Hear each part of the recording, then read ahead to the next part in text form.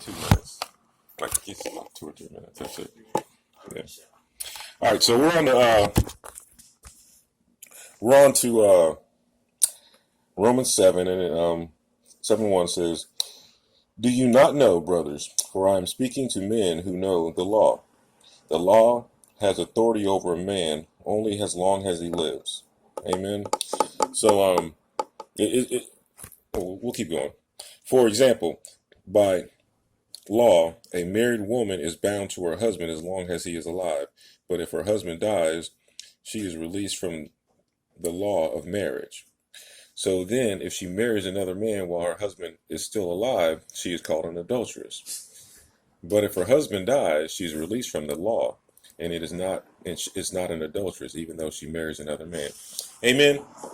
All right. So this is like the old way of thinking. In the law. This is how people. This is what they thought. This is what they thought that it was supposed to be. Like, a woman is supposed to stay with that man her entire life. She's never supposed to go anywhere else other than that man. If she does, then she's a whore, right? That was their mindset, right? Because the Old Testament was black and white.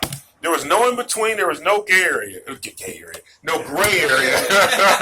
Well, that's another story. You know what I'm saying? But there was no gray area at all in the Old Testament, right? And so, that's just how it was. Either you were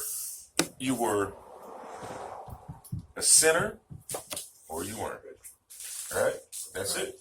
In the Old Testament, either you were an adulterer or you weren't. Either you were a coveter or you weren't. Either you were a thief.